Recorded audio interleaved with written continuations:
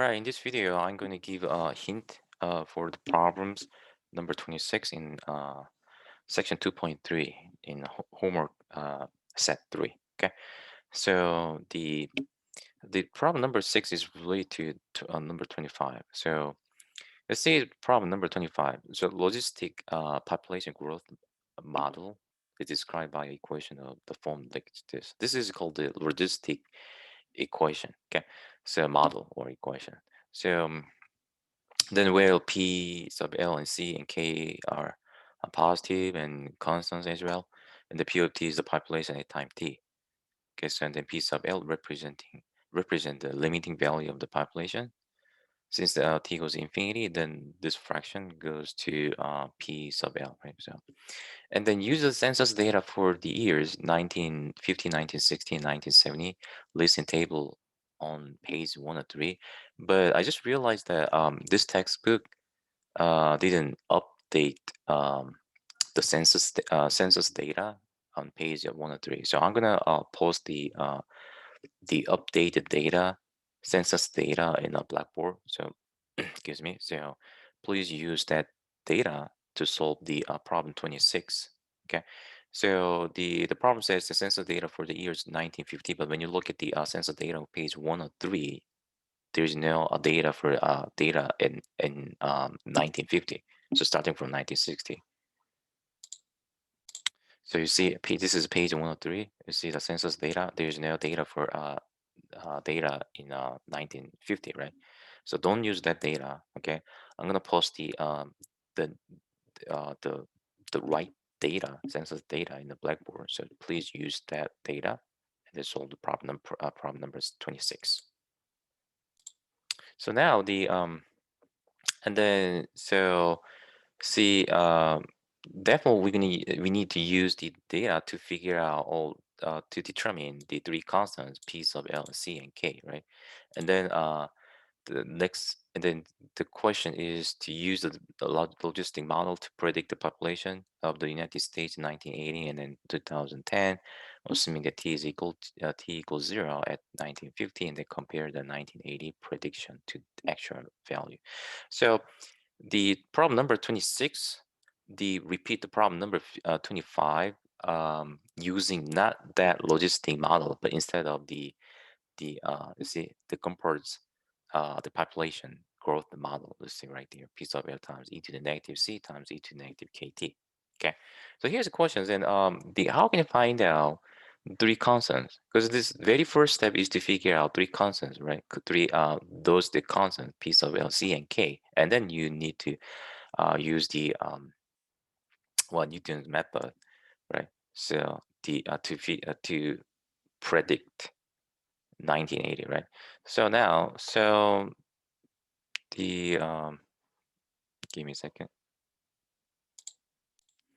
All right, so the first one, we start from p sub t is equal to p sub L. I just copy the Gumpert, the population growth model, and then I'll just use the three data. Okay, 1950, 1960, 1970. Because 1950 it means that t in 1950 it means that t equals 0, right? And t equals 1 means that the population in 1960, and the t equals 2, that means population in 1970. Okay, so using the data at t equals 0, 1, 2, we could figure out this one, right? So that equation. So we got three equations. So this is three equations with three unknowns, p sub L and c and k. So that means that we can determine p sub L and c and k uniquely, right? So since the exponential term is involved in the three equations, to make it simple, we take a natural log. So take a natural log on both sides for each equation. You're gonna get this here. Okay. So now then, let's say this is the first equation. Okay, I just label equation number for each. Okay, 1, 2, 3. So now we need to what reduce the number of unknowns. So how many unknowns here? P sub L and C and K, right? So I want to just reduce the number of unknowns to 2. Okay. Now then we do this 2 minus 1 and 3 minus 2. Okay. Subtract the first equation from second equation. You're gonna get this. See that? And the subtracting the second equation from third equation, then you're gonna get this.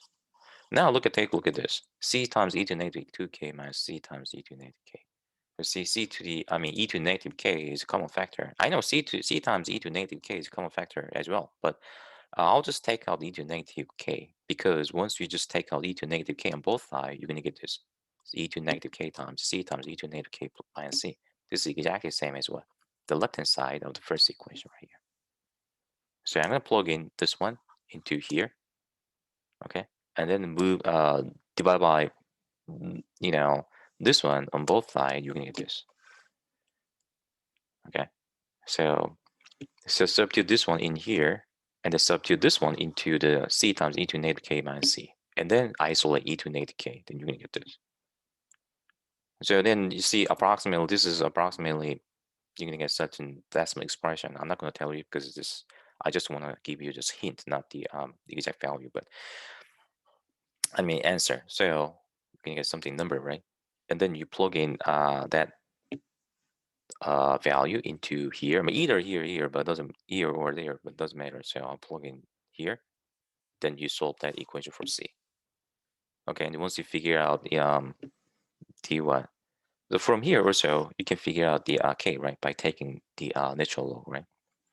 So so once we figure out k and c, you plug them into the one of them to figure out the natural p, or here, okay, or you plug in here. Okay, so once we figure out c, plug in that value into here, then you can figure out p sub n, right? So this is how to figure out the three constants, p sub l, c, and k. Okay, I hope that hint just help you to solve the problems.